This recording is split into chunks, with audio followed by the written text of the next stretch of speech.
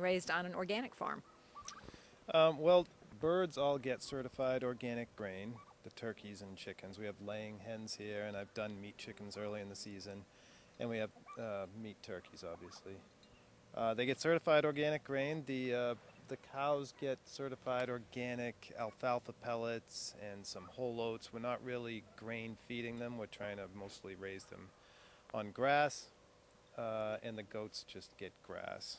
I noticed the goats were eating some garlic plants the other day too. Is that a common food for the animals here on the farm? It is here, yeah. Everybody, they all get a share of whatever I can provide for them. If we have extras or things that are going bad or whatever. Yeah, so in the garlic, we harvest them, the whole plant, and then we end up trimming all the tops off, so we end up with this massive amount of these dried plant material, and they all seem to like it. So. Oh, great. Okay. Yeah. Now, how do you handle the animals when they get sick? Is there special veterinary things you have to do on an organic farm to take care of the animals? There may be. The animals don't typically get sick. I haven't had too much problem with that.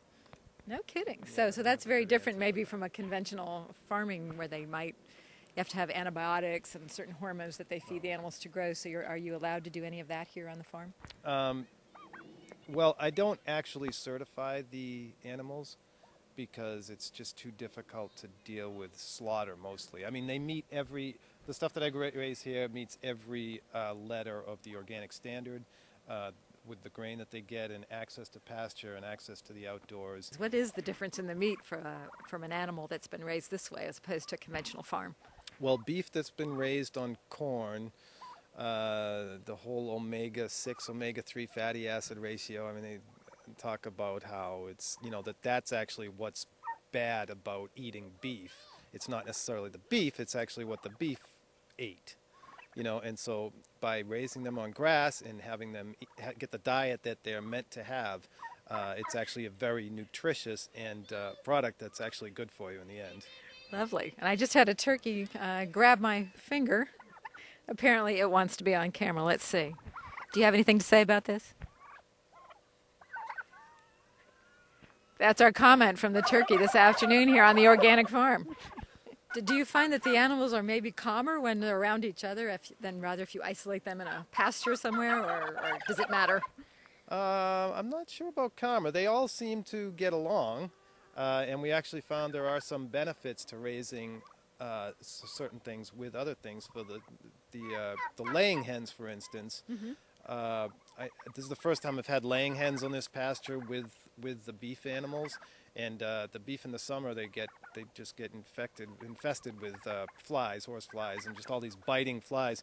And so I actually watched this summer as the cows are laying down and the flies are all over them. The chickens are actually sort of patrolling around the perimeter of the cow, really, and these big flies would land on them. The chicken would jump up and grab the flies, and they also scratch and disrupt the fly life cycle in the manure. It sounds like a perfect symbiotic relationship there between the chickens and the cows. I'm going to be talking to some customers from this community-supported agricultural farm. And we're going to start here and ask the question, why organic vegetables? Why organic vegetables? Because they taste so good. You have never tasted vegetables as good as David's vegetables. Do you think they're honestly different than grocery store vegetables? Oh, no doubt about it. Would you ever go back to grocery store vegetables? Well, sometimes I have to succumb to grocery store vegetables in the wintertime, although I was thinking that we really needed to talk David into a winter share. That sounds like a great idea.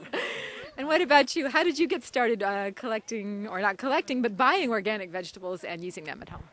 Well, we started a magazine called Edible South Shore last year, and it's all about promoting local vegetables as much as you can, shopping independent grocery stores, independent producers, and supporting local as much as you possibly can. So we wanted to be involved with the CSA, and we wanted to choose one that was organic. Just feel it's healthier for you.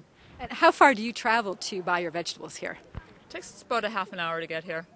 Does that seem like a lot, or is it worth the time? Oh, it's worth the time. We really enjoy coming over here, and we look forward to it. Okay, great. Thank you. Sure. And you've got some flowers here. Is that part of the share that you get every week? It is part of the share, and most of the year you can pick as much as you want from the flowers and for the fresh herbs. Go out and pick your basil, pick your oregano, your sage. There's just nothing like it. It's relaxing. It's an hour out here during the week, away from work, away from crowds, away from shopping carts, and just kind of digging in the dirt and picking things. It's great. Yeah. So you'd be back next year as well. This is my second year. Oh, terrific. Okay, thanks. And why don't you tell us? You've got a pumpkin, and what else there? I have a pumpkin and fresh baked bread, which I have every week. And I just want to say that this has been a really good experience for us. We bring our grandkids here every week, and just about every week. And I just remember the first time we brought the grandkids here, and I told my granddaughter to take some green beans home, and she said, "Oh, I have some already in cans." You know, so they're getting the experience of it. You know what I mean? I do know what you mean. What about the cost? Do you notice a big difference in your grocery bill buying organic versus standard vegetables from the grocery? And if so, is it worth it? Oh, it's absolutely worth it. And as a matter of fact, most of the time during the summer, that's our groceries.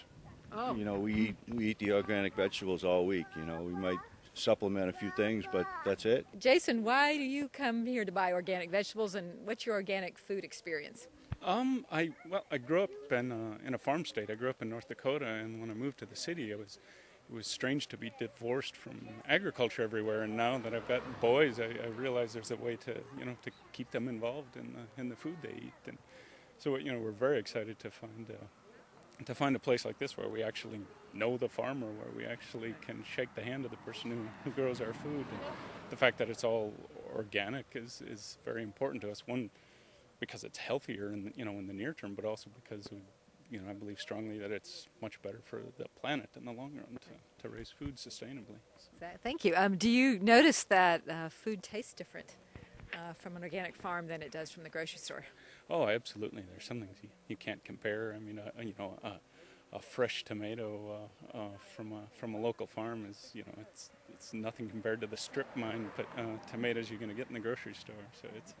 So for the near future, you'll be shopping here at the organic farm. Oh, absolutely, absolutely. Dave even convinced us to get a few chickens of our own, so we're starting to immerse ourselves in the experience. Okay, great. Well, thank you for the testimonial. Indeed. Okay. Have a good one. Would you recommend organic farming vegetables to your friends? Oh, yeah. Absolutely. Absolutely. Absolutely. Okay, great. That about sums it up for today. Next week or next month, I should say, we'll be talking to a yoga instructor from the local area. And we appreciate you being with us today on Natural Living. Have a great day. Bye-bye.